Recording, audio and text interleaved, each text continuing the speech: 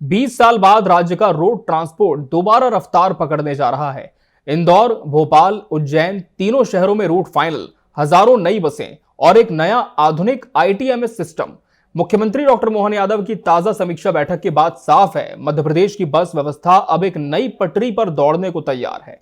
आज की बहस का बड़ा सवाल है, क्या यह नया रोड ट्रांसपोर्ट मॉडल वाकई प्रदेश की यात्रा, रोजगार, कनेक्टिविटी और यात्री सुविधाओं की तस्वीर बदल देगा?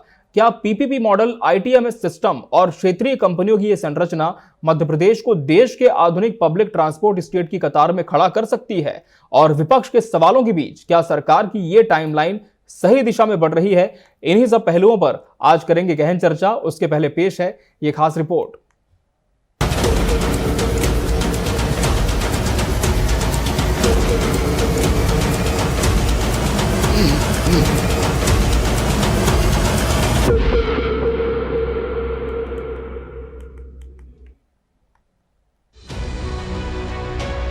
मध्य प्रदेश में नई रोड ट्रांसपोर्ट व्यवस्था अब आकार लेने लगी है।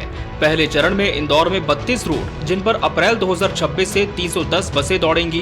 दूसरे चरण में 771 रूट, 1706 बसों के साथ। उसी मॉडल पर भोपाल में 50 और उज्जैन में 23 रूट का सर्वे पूरा हो चुका है।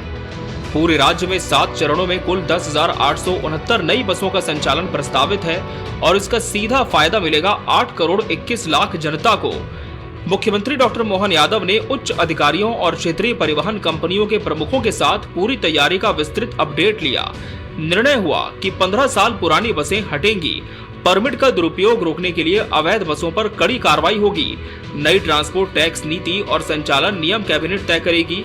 बसें सरकार नहीं खरीदेंगी, उनकी खरीद निजी निवेशक करेंगे। सरकार सिर्फ परमिट जारी करेगी।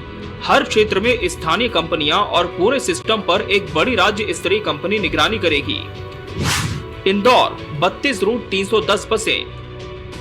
दूसरा चरण 771 रूट 1706 बसें। Bhopal 50 route, Ujjain 23 route. कुल बसें 10,879। लाभार्थी 8 करोड़ 21 लाख। पीपीपी मॉडल, बसें निजी निवेशक लाएंगे। आईटीएमएस 18 सर्विस वाला देश का पहला प्लेटफॉर्म।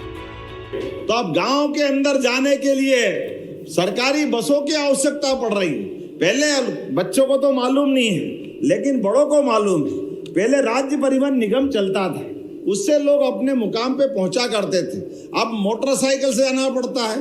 मोटरसाइकिल सबके घर में होती नहीं है, गरीब आदमी परेशान रहता है। ट्रांसफर या रोज जो आवागमन करते हैं अलग अलग काम से, सबकी हालत खराब होती। हमारी सरकार ने निर्णय किया है, आने वाले समय में मुख्यमंत्री सुगम बस सेवा फिर चालू करने वाले हैं पूरे राज्य के अंदर। फिर सरकारें बसें दिखाई देगी आवागमन की सुविधा देने के लिए सारे प्रकार से। विपक्ष इस पूरी योजना पर कई तीखे सवाल खड़े कर रहा है। कांग्रेस का कहना है 10,000 से ज्यादा बसों का वादा, 2 साल की टाइमलाइन और पूरा सिस्टम पीपीपी मॉडल पर। क्या ये सब सिर्फ कागजों पर तेजी दिखाने की कोशिश है? विपक्ष ये भी आरोप लगा रहा है कि राज्य सड़क परिवहन निगम को 2005 में बंद करने के बाद अब तक सरकार ने कभी ठोस रोड मैप नहीं दिया और अब अचानक 10,000 से ज्यादा बसों का लक्ष्य रखना अति प्रतिबद्धता और ओवर प्रॉमिसिंग को दिखाता है।